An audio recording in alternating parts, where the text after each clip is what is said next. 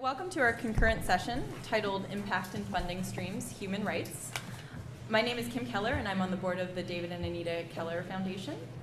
As our title suggests, this session will look at the investments made in the field of human rights during the past 10 years and assess their impact.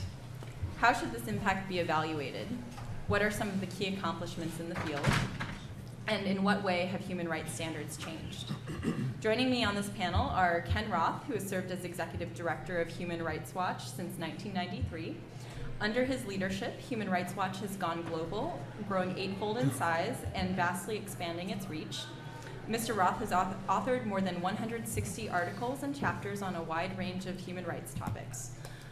Morris Lipson currently consults on strategic grant making for a number of foundations, including the Open Society Foundation and the Oak Foundation. Mr. Lipson is a former director of the Sigrid Rousing Trust and has worked as a litigator both before the UN Human Rights Committee and in the US for the American Civil Liberties Union. Colleen Duggan is a senior program specialist at the International Development Research Center based in Canada. She has been with IDRC's evaluation unit since 2005, where she uses her expertise in human rights and the rule of law in conflict-affected societies to advance evaluation theory and practice. And finally, Randy Newcomb is president and CEO of Humanity United, a leading private donor in the field of international human rights. Dr. Newcomb oversees Humanity United's international grant-making portfolio, as well as its direct advocacy and policy activities, and leads the organization's long-term strategy. So please join me in welcoming our speakers.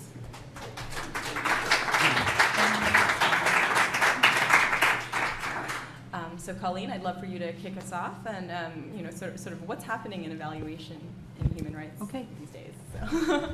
Thanks very much, Kim, and it's a real pleasure to be here today with all of you. I'd like to just start off with a few reflections, and I would say that really over the last 10 years, the world of nonprofit organizations, philanthropy, and social enterprise has seen the rise of what's been called evidence-based decision-making. Now, of course, we all want evidence to guide how investments are made, but it never hurts to remind ourselves that evidence only plays a partial role in decision-making in the world that we live in. And my concern is that in our rush to generate incontrovertible evidence around what works, we're paying insufficient attention to whether or not our grantees are in a position to use evidence to improve what they're doing. So my message today is simple. Evidence or data is only half of the equation. The other half, and those of us who work in human rights, as advocates, as educators, as researchers, and as funders, know that what counts and what saves lives is actionability, an ability to first reflect and then act on evidence. So as Kim mentioned, I work in the evaluation unit of IDRC, which is a publicly funded Canadian organization that funds research on a host of development problems in the Global South. And so the points that I'm going to make come from learning and experience emerging from the world of evaluation research and practice. But I'd also like to just point out that while I'm a funder, I'm also a grantee, so I'm going to try and speak from both of those perspectives. And I'd like to start off today's conversation with an honest dialogue about some of the barriers and solutions for improving how we measure human rights work. And I'm going to organize my comments around 2 points that I think are critical for the future of human rights impact assessment. The first is the whole question of evaluation use. And then I'm going to try and make, in my second set of points, some comments on promising trends in the field of evaluation research and practice. And then I'm going to actually try and end with a few quick suggestions around what I think the funding world needs to do more of. And maybe we can hit on that in the question period. So the whole question of use. The last decade has really seen a climb towards increased spending on increasingly sophisticated methodologies, with one approach in particular, experimental design, being held up as the gold standard, or kind of the fail-safe method for understanding impact. And I'm not going to wade into that debate here today, because as any good evaluator knows, experimental design is extremely useful in measuring some interventions and very unhelpful in measuring others. So again, happy to wade into that in the question period, but I'm not going to do that here. So the point I really want to make is this. Our approach to impact evaluation has been disproportionately tilted towards assuring us, the funders, that beyond a shadow of a doubt, our money is being well spent. And don't get me wrong, accountability is important to me both as a funder and as a grantee. But I think that the problem with this almost singular focus on the accountability function of evaluation is that it's ended up crowding out organizational learning. Our grantees are the people who really depend on evaluation for learning, and in making the evaluation conversation largely about accountability for money spent, we're selling our grantees short, and we're not helping them become more effective change makers. How many funders in this room, I'd like to ask, who fund human rights work actually have your grantees as the primary users of your evaluations? Probably not a lot. So let me just ground what I'm saying in a few real-life examples. I've spent considerable time over the last number of years advising human rights organizations about how they can use evaluation as a tool for both accountability and organizational learning. And here's some of the most common comments that I've heard. The things that we do are nebulous, hard to quantify and defy measurement. But donors seem to think that evaluating human rights advocacy work should happen in the same way as evaluating the delivery of bed nets or the digging of wells. Evaluation is a luxury we can't afford. We don't have time to do it in any way with our limited funding base. If we put money into M&E, it means that we're diverting resources from the most important activities of our mission. So for me, there's a few things that come pretty loud and clear out of those comments. First, what they're really saying is that evaluation is simply not valued or useful to them. It's something that's done to them by external consultants that are commissioned by donors. They perceive it as a waste of precious human and financial resources. And the second thing that I hear is that human rights grantees often have a hard time understanding what kind of data they're supposed to be providing. And in that, I think that I really have to agree that there's far too many examples out there of evaluation that's done as ritual, a kind of a dog and pony show, using ill-adapted linear approaches to planning, monitoring, and evaluation that don't really capture the complexity of work like protection, litigation, reporting, and advocacy. And these kind of approaches generate no new knowledge, and they engender tension, fear, and loathing in the organizations that are being evaluated. I think there's some notable exceptions of funders who are actually investing in cutting-edge evaluation in the field of human rights work, but overall, I think that as funders, we can do a lot better. For me, I see human rights work as being complex and dynamic. It's often highly unpredictable, and it happens often in volatile spaces. It entails working with multiple kinds of actors, and it's almost always deeply political. So human rights organizations need to be nimble and adaptive. They need real-time information so that they can change course or innovate as needed. Most of the human rights organizations that I've worked with are brilliant strategic thinkers, but when it comes to thinking about program or project results for themselves or for their donors, they freeze. And they have fewer skills in what I would call evaluative thinking. So for me, I would say that my first game changer that I would suggest is don't just demand results, information on results from grantees. Invest in building capacities for reflective practice around monitoring and evaluation. Now I'd like to just really skip down to what I see as maybe two promising trends in the field of evaluation. And both of these are rooted in systems and complexity thinking. And these to me sort of stand out as being particularly useful for human rights programming. The first is developmental evaluation, and DE is emerging as an alternative to traditional model testing evaluation. DE actually foresees a different role for the evaluator, and it positions the evaluator as part of a program's design and development process. So the evaluator collects information and provides feedback to continually improve the program. So really, you should sort of think of this as embedded evaluation that's done in real time. It has a series of short, rapid feedback loops and allows the organization to quickly adapt its strategies and activities. And then the second thing that's out there, and which I have seen human rights organizations use and find useful, is advocacy evaluation. As I mentioned, human rights programming is deeply embedded within a larger system where there's often multiple variables that affect outcomes. So advocacy evaluation promotes the measuring of influence rather than long-term impact. It's based on contribution analysis, and it's about about a more honest reading of the world and what human rights organizations can expect to achieve. And advocacy evaluation, I've seen it help organizations link strategy to outcomes and ultimately to impacts. So it's really about mapping out where you are and where you think your sphere of influence begins and ends. So I'll really just leave it there, and I'd be happy to comment on what I'd like to see more of in the question period. Thank you, Colleen. And Maureen, do you have any comments on what Colleen has said? And I know your experience with the Oak Foundation. Not yet, but I think it'll once we put our two presentations side by side, there may be some things to say. Excellent. All right. Thanks very much. I hope that my voice holds out.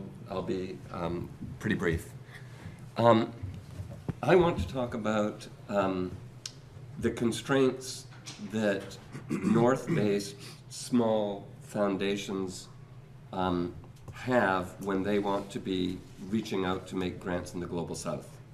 And the context here, or the example that I want to use, is from an evaluation that I just finished and presented a couple of days ago of the Oak Foundation's human rights program, which has been in existence for about 5 or 6 years. It's one of the largest human rights programs in the world at the moment. It's around $20 million a year. And they started from scratch really about 5 years ago. And so let me just describe to you in about 30 seconds what the constraints on the program are, and then I'll move to talking about grant making in the South. And this will all hook back up with impact assessment in a second. So Oak funds in a set of core civil and political rights that a lot of even human rights foundations shun. They work on accountability, counterterrorism, immigration detention, and so on. Though they have a pretty big budget, as I said, about 19 million a year, they've only got 5 program staff, and they sit in London. They are really excellent staff, but they sit in London. They're all English speakers. A couple of them are bilingual, and that's about it. And the trustees require a very substantial amount of vetting of grants before they make a grant decision. Put all those things together, and what you get is not very many grants being made in a year, and hence the median grant size pretty big. And that means that for the most part, in fact, that's what's happened up until this point, the main grantees for Oak have been North-based, significant professional NGOs. With a couple of exceptions, some really interesting exceptions, but that's been the tendency, and they've recognized that that has to be the tendency. And at the same time, one of the questions that was put to me was, what was told to me was that they are really interested in getting out to the Global South. How can they do it given these constraints? And that's really what I want to talk about now. I want to talk about what I told them they could do and what they wouldn't necessarily be able to do. So what's the challenge in getting out to the South in human rights in particular? The problem is, well, there are a number of problems. The groups tend to be pretty small. The context is pretty local. A lot of the groups are not visible to northern funders in the first place. Their budgets are small. They don't know how to do a sophisticated grant application in English, let alone do the sort of financial presentation that would be required, for example, for the European Commission. So the fact is that they don't get onto the radar screens of very many northern foundations. And when they do get on the radar screens of northern foundations, the program officers, like the Oak program officers, don't really have the context or the local knowledge to make a judgment about whether the proposed activities are going to have an impact or not, whether the group is interesting or not. And so, for the most part, in Oak's case, they found themselves, to some degree, stymied. How will a northern small foundation respond to this set of challenges? One possibility, and that's really what Oak did for the most part up until now, is that they elected for the most part not to go to the South. They recognized what their constraints are. They recognized that they would be sort of guessing in making grants to small organizations in some country that they didn't have familiarity with. So for the most part, they just didn't do it. Other foundations, north-based, with relatively small staffs, don't want to accept that.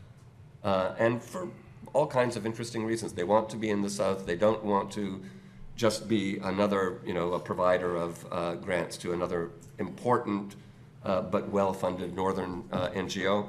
And so what they've found themselves doing is resorting to a sort of proxy for determining whether a group is impactful or not. And the proxy that they use is the quality of leadership of the group. So you hear that a lot in the foundation world in the North. They are looking for good leaders. To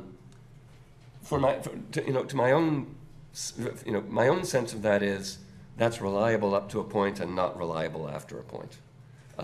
Of course, having a good leader is some mark or some indicator that the group will be doing interesting work, but it's by no means a guarantee, and I would not have wanted to recommend to Oak that that's the way they think about going to the South going forward, given that they don't have local expertise.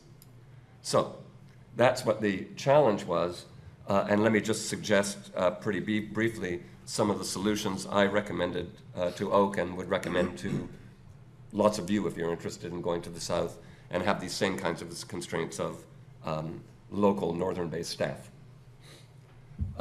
One way to do this is to find and fund re-granters. There are a number of them out there. We have the director of one of the best-known ones in the audience over here, Reagan Ralph, at the Fund for Global Human Rights. What is a re-granter?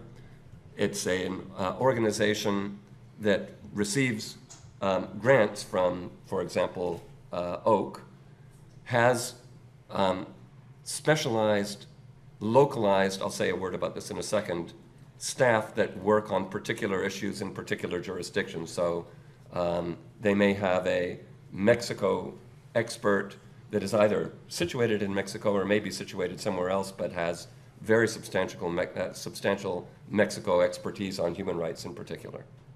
So you have a re-granter like that. The advantage of them is, the advantages are pretty clear. They have a local staff. The constraints on Oaks being in the North and not being familiar with Mexico are overcome. Moreover, re-granters with that kind of local expertise in the South not only can make individual choices of grants that are interesting, of grantees that are interesting, but they can stick them together.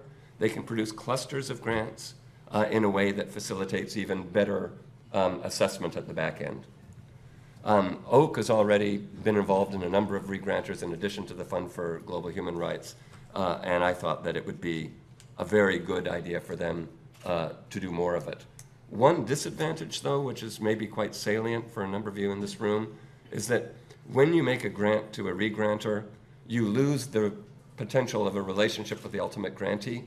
I mean, in some sense, your grant disappears. Of course, you get program reports back, progress reports back from the re-granter, and if they're good, you can get some good sense of what's going on, but you don't have the relationship with the ultimate grantee that some of you may be very much interested in maintaining.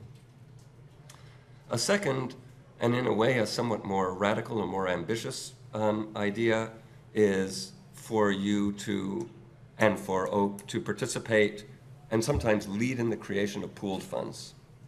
So pooled funds are different from re-granters just in the sense that you get a number of different human rights foundations putting their money together, creating an entity that will be a new grant-making entity, or it may be that they put money in an existing administrator of some kind like the Tides Foundation or Proteus, providing for the hiring of a program officer or a set of program officers with the same sort of local expertise that you would find in a re-granter.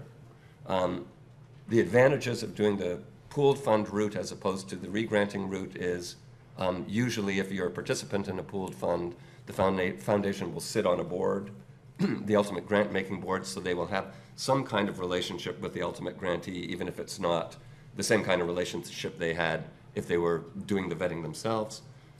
The disadvantage, well, a number of disadvantages. One is that takes a lot more time sometimes than you would expect that it would. And second, you have to negotiate a strategy and a way forward with a number of other foundations that may have a slightly different picture of what's going on, what they're up to, and it can be a challenge. So I think I'll stop there. I mean, that's the basic lesson is North-based foundations, on the one hand, want to feel that their grant making has both an imprint and an impact, and if they're interested in going to the south, and they have the constraints that I was describing as applicable in Oak, it may be they'll have to give up some of that stuff. Maybe they can't expect to have a direct imprint if they want to be assured that their grants ultimately are having impact. Thanks. Thank you, Maury. Randy? Thanks, Maury. Good morning, everybody. Maybe just a quick word on Humanity United. We're a private foundation that's, I think, according to my Google map, is 2.3 miles away from this very room. And so, whereas many of you may have had to sleep in a hotel bed last night, I slept in my own bed and slept quite well, so apologies. We always love it when we're in Redwood Shores. But Humanity United, as I said, is a private foundation founded 5 years ago by Pam and Piero Midyar. Piero Midyar was the founder of eBay, and we're a part of a family of foundations that are located in Redwood City but work globally on a variety of topics. Humanity United was founded with a mission to advance human freedom and to support peace and reconciliation projects in major conflicts that exist around the world. So you'll find Humanity United in its small, modest way trying to take on big, bad projects that exist, along with many other good partners, of which many are seated in this room this morning. You know, I thought what I wanted to do from having now run a foundation for 5 years was perhaps try to be a little more contrarian in this particular panel to see if we could spice up the topic of monitoring and evaluation and get a really good, honest conversation going on. I find now, having been inside a foundation, that when we talk about monitoring and evaluation, and when I hear foundation folks and myself talk about it, it's like saying the food is terrible and the portions are too small. You know, you get that sense that you can never kind of win on either side of those, on either side of that argument. And I think, you know, for me, and in spite of, I think, the really excellent comments that have been made leading up to this, the complexity of the practice tends to water down, you know, the ability for foundation staff to really not only absorb the data, but in fact interpret the data. What does it actually have to say? In addition to that, I think we need to be honest about the practical instrumentality of much of the data that we receive when we're engaged in these kind of evaluation practices.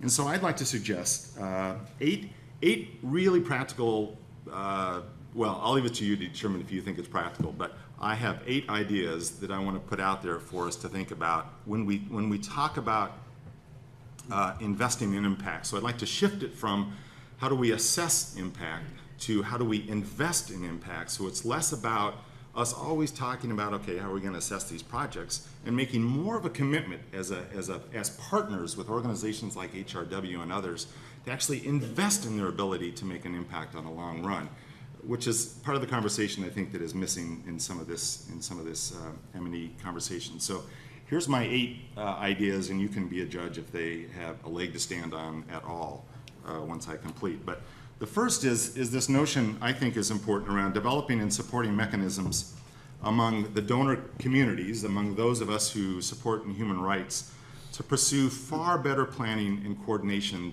than we ever really do. And my window into this has been a very interesting project that we've been engaged in now for a few years called the Philanthropy Secretariat in Liberia. That's been a coordination with kind of a light touch, because us foundation people are sort of touchy sometimes, but with kind of a light touch around how that we coordinate, but finding a way in which private donors, in our case, that are committed to Liberia, can be more consistent about how we coordinate our efforts. And so I think there's a real theme there when we talk about the impact evaluation work, that we need to move more towards more coordination among ourselves in much more deliberate ways. The second is to pursue and develop deeper relationships with human rights NGOs, and to identify those that are the most promising and develop a map of these globally. As a new foundation that was just getting started, we dug around looking and you know, what are the top tier groups that are out there that we can partner with, not just fund, but truly partner with. And a lot of that data I found really difficult to find. And it's there. I mean, you know it. You know the organizations that are strong. We've begun to identify it, but I don't think as a foundation community we've really begun to do some of the mapping work that is important for this. The third, around sort of investing in impact, is to focus on the long-term stability of civil society and human rights organization. Pay attention to management. I think it's this leadership question that Maury just suggested. Pay attention to governance, funding models, strategy and advocacy efforts of these organizations. To not move too quick to the evaluation methodology, but to really understand what does it take to drive an NGO and to lead it on a long-term basis. The fourth is encourage the development of partnerships between NGOs that work in adjacent fields of practice. And so oftentimes when we talk about human rights, there's sometimes a tension that exists between human rights and conservation. But when you get out there and you begin to look at what human rights organizations are trying to do and what some conservation organizations are trying to do, they do have some very similar objectives and outcomes that they're trying to achieve. And I think we can get a multiplier in effect by really beginning to support the adjacency of these, an HRW with a Conservation International, for example, or others that are working in the same space and in the same field. My fifth is invest in best practices for data collection and data management. Sounds kind of boring, but I think it's very important. At best, data collection and evidence development practices among NGOs is dramatically uneven. As organizations such as Ushahidi, which is an organization that we fund, and others develop the means to collate and map real-time data as data is coming in via these social media technologies, I think we and NGOs really need to catch up to how do we not only collect that, interpret it, but also understand the quality of that data that comes through a lot of these new technologies. And my final three comments are really directed more at probably ourselves among the philanthropy community. And when we talk about investing in impact and evaluation, I think we need to ease our grant restrictions, frankly. I really do. I think we need to move more towards funding among NGOs by providing general support among strong organizations rather than project support among strong projects. I think the trajectory for really making progress in the human rights space is going to be more about helping to stand up the strong NGOs and providing them the broader general support that's required, which will then, I think, lead towards better evaluation outcomes.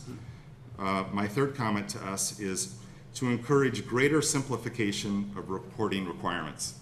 If for nobody else other than a CEO of an organization, sometimes I cannot figure out reporting requirements. And I think we just need to move towards not a simplistic, but a greater simplification of expectations that we require from the organizations that we fund. And then lastly, the more, perhaps even more barbed suggestion for a foundation like Humanity United and others is to hold ourselves accountable to the same standards and expectations that we hold for our grantees. To engage in practices like the grantee perception report that the Center for Effective Philanthropy provides among the philanthropic community, or in a particular case, we've worked with the Aspen Institute around a grantee survey to really find out from our partners and our grantees, how are we doing as a partner organization? And I think it's really important just to hold ourselves accountable to those same level of expectations that we would hold for our grantees as well. So my 8 thoughts, and again, let me turn it to you. All right. Well, thank you, Randy. Kim. Obviously, my take here is a little bit different from the others in that we are a grantee more than a grantor. But one of the points I wanted to make is that I'm actually a grantor, in that I, at this point, have $48 million I've got to spend every year. And I have to, in a sense, make decisions about how to allocate that in different regions, in different countries, in different thematic issues, different advocacy strategies. So, people don't tend to think of NGOs in those terms. But while we are, asking for funds, we are also spending funds, and we have to spend them intelligently. Now, when we seek funds from donors, the key is impact. I mean, the key is sort of demonstrating that we are effective. You can get anybody to give $100 because they believe in human rights. It's sort of an identity thing. I stand for human rights, here's my $100. But to get serious contributions, you've got to show that people's money, that it's going to make a difference. You've got to demonstrate the impact. And so while that's critical for the fundraising, and in fact, Human Rights Watch's fundraising efforts are entirely built around essentially stories of impact, explaining how we have made a difference, how we have a strategy that's going to continue making a difference in the future, and that's how we get serious grants. But we have to do the same thing internally. And so let me sort of talk for a moment just about what we try to do in-house. Because we obviously have limited funds. We have a much larger task or series of tasks before us than we have anywhere near the money to address. So we have to make day-to-day decisions about what is the most efficacious approach to a particular issue. How do we spend our limited funds most effectively? How do we have the greatest impact? And that requires, first of all, kind of a constant process of evaluation, which I don't think most of the time is not separate from the day-to-day work. As you're strategizing along the way, you're also constantly asking what's working and what isn't working. And you've got to shift. You don't do evaluation at the end of a project because then it's too late to make a difference. You want to evaluate as you go. And yes, sort of at the end, you may want to do a summation. But the most important evaluation happens during the morning meeting when you sort of figure out, is it going well or not? And do we need to adjust course? And so I wanted to sort of introduce the idea of evaluation as an integral part of doing the work. It also, frankly, allows you to do lessons learned. And this is something that I don't think Human Rights Watch is quite as good at as we should be, and we're beginning to invest more in it. I think that the lingo these days is knowledge management. I've never entirely understood what that means, but it's, just said. all right. But no, exactly. It's essentially, how do you, here we're operating in, 80 to 90 countries. We're learning things about how to do what we want to do better. But I've got staff dispersed in 37 different locations. How do I share that information with them? How do I make sure that what we just learned in Rwanda can be applied in Colombia and isn't that we don't do the same mistake in Burma next week? And so that is it's a challenge to try to collect that information in a usable, findable form. We're grappling with that. Actually, McKinsey's offered to help, so we're taking them up on this for free. But it is, it's a trick, and I think it's a challenge that any significant NGO faces. I want to completely second what Colleen said, if I understood you correctly, which is that there are huge limits to quantitative analysis. And I've got to say, it drives me crazy when foundations sort of want all this data as if they're fulfilling their evaluation duties in that respect. And they're, it's fine to collect the data, but there is no substitute for talking to people, for asking, for traveling to the country and asking, why did such and such change? Or why do you think it didn't change? What made a difference? What was an effective approach and what wasn't? And this is, there's no single answer. People have different opinions. You probably will come back with a few different theses. But I find that it is so much more valuable to talk to people about why there was or wasn't an impact than to collect data. And in this field, I think the data, you can have it, but it doesn't tell you a whole lot. Another thing which, I think both Maury and Randy were alluding to, and I want to second, is that I think the more evaluation is viewed as, holding the grantee accountable to make sure that the donor's funds were well used, the less effective it is. That the best evaluations are really in the realm of being a co-strategist. If the grantee feels that the foundation is coming in and your next grant may or may not be on the line, and frankly, it turns it into a less than candid relationship. The grantee is selling, the grantor is evaluating, and I just find a much more productive approach is one of co-strategist, where ideally you're talking this through as you go. You're making mistakes together, but you're learning from those mistakes. And I think the more NGOs can develop that kind of co-strategist relationship with grantors, the more healthy the whole thing is, and the more evaluation is transformed from this sort of, arm's length accountability process to one where everybody is really doing their best with funds available to have a genuine impact. I also want to stress, particularly in the realm of human rights, some things happen quickly. Sometimes you're lucky and you make it happen. But a lot of what we do requires long-term investment.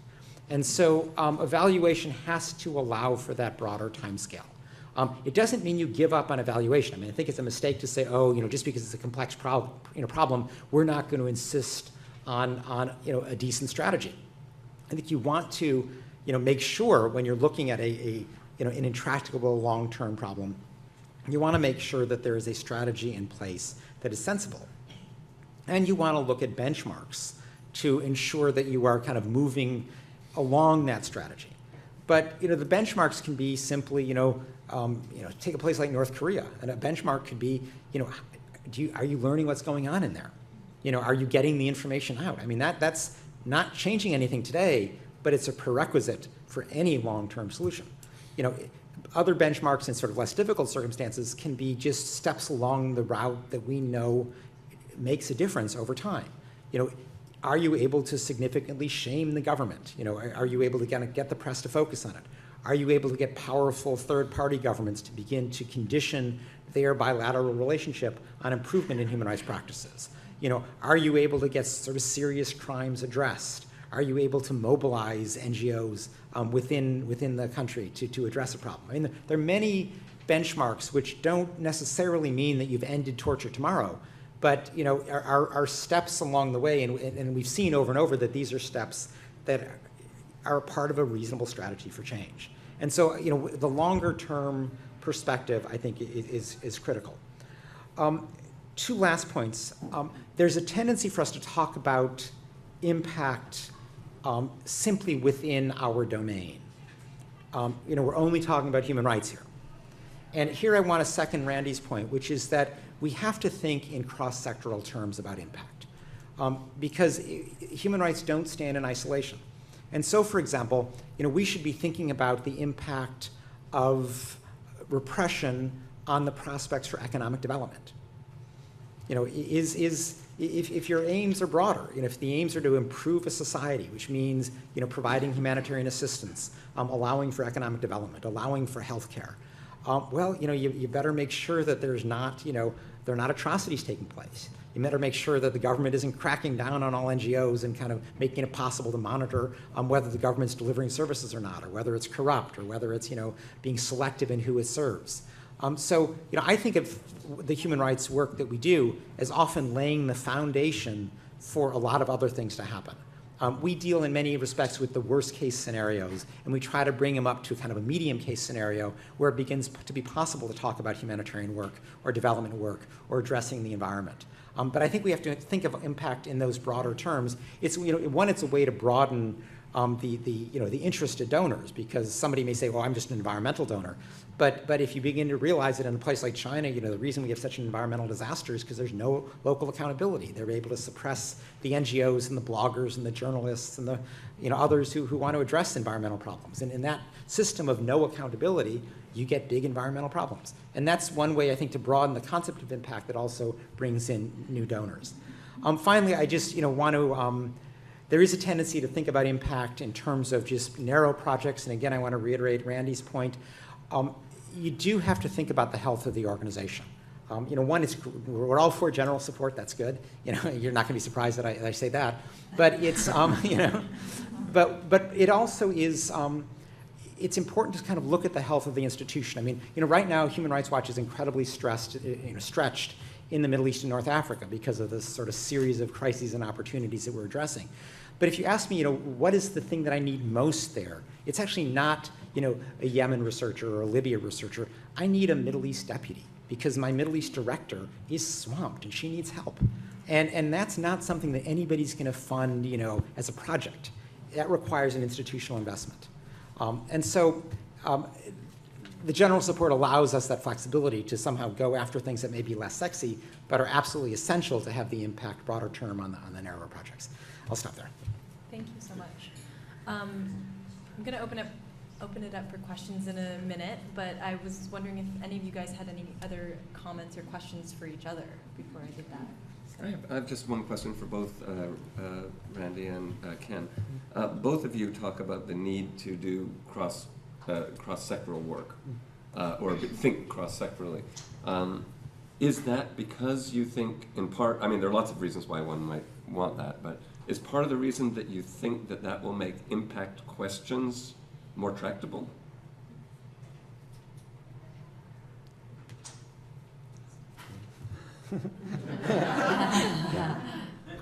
Or is it really a different point? I mean, for me, it's not, I don't want to do cross-sectoral work because I think it makes impact easier or harder.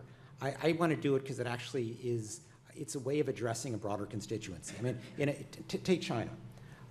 If you look at human rights in China as just protecting the dissidents, you don't address the broad Chinese public, because most of the Chinese public thinks the dissidents are crazy. They're just like wacko people who are willing to give up their lives for these ridiculous abstract ideas like freedom.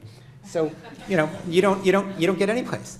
But if you start saying, for example, Chinese censorship is allowing toxins to be put in the water that are poisoning kids, but they're covering it all up, and your health is affected and you don't even know, suddenly you are making a human rights argument that has broad appeal. And the average Chinese person will say, oh my goodness, that's a problem. I'm on your side on that one. So I just think thinking cross-sectorally is a way of broadening the constituency, which is an important thing to get things done.